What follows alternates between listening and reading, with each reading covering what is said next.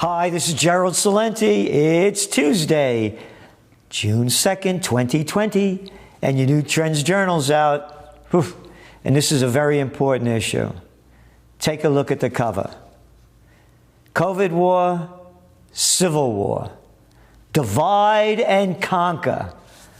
Politicians and the media pouring gas on it. Another Anthony Frieda special. This is very important. It's urgent what's going on. Think about it.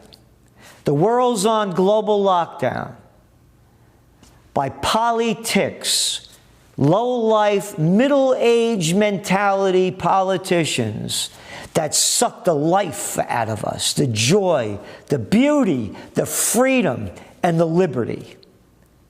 And then all of a sudden, last Thursday, a white cop in Minnesota is seen on video around the world choking a guy to death with his knee on his throat. Think about it. The economy in the United States was on lockdown, sinking deep, 40 million people out of work. Ghost towns, and now it's starting to open up. But now it's all locked down again in states and cities around the country on curfew because of the riots and protests going on in response to the murder of George Floyd. These are the people, by the way, many of them, that are hit the hardest by this lockdown. The lower economic strata, the people that work in restaurants, the hospitality sector, tourism, gone. And now they're out on the streets protesting. At the same time, when the economy's shut down. Oh, and by the way, to show you what amount of bullshit that the stock markets are, today it went up over 200 points. In the midst of all this, and there's a great article in there by Gregory Mannarino in the Trends Journal, the debt bomb that's ready to explode. It's all a fallacy. The markets have nothing to do with Main Street. Think about it. One of my top trends for 2020, the New World Disorder. There were riots going on before this happened throughout 2019 in France, in Lebanon, in Hong Kong, in Chile, in Peru, in Bolivia, in Venezuela, in India, in South Africa, all over the world, people protesting. What were they fighting against? Basic living income and corruption in the governments, violence, and now you have it all again. You cannot have a clearer level of corruption in the governments than what they have done to us. The little low-life boys right at the top all the way down, and girls that have robbed us of our freedom, liberty, and justice as they give all the money to the rich. Hey, Wall Street's doing fine. You read your Trends Journal last week, how the billionaires, hey, they got a lot almost $500 billion richer in the United States since the lockdown. These demonstrations going on in the United States do not reflect the ones that went on around the world, because now it's racially divided. It's a divided nation. This is going to be worse than the 1960s when I was a young guy, when cities around the country were burning down because of racial protest. This is bigger than a racial issue. It's a militarized state. The fish rots them their head down, and all we've had are disgusting, rotten pieces of fish. From that slimy Sarkozy over there in France to little cojones, nothing ballless Cameron to Obama, the Nobel Peace of Crap Prize winner. Hey, that Gaddafi, he gotta go. I want to steal his money and his gold and his oil. He gotta go. The fish rots from the head down. A slimy lowlife like Slick Willie Clinton. I want that guy out of there. You know more Yugoslavia? George W. Lowlife scumbag Bush. Hussein gotta go. Based on lies, all of them. The fish rots from their head down. The police are just following orders.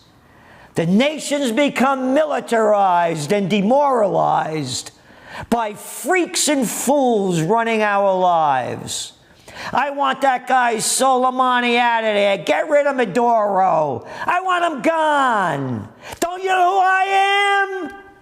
I'm your supreme leader. Heil Hitler. March to Mussolini. Salute to Stalin. Suck up to Conti. Bow down to Sanchez. Believe Merkel. I love Cuomo. How about Gruesome? And the people follow.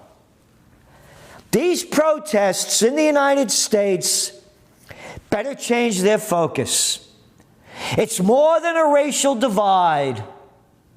It's a divide against we the people from the tyrants that are leading us.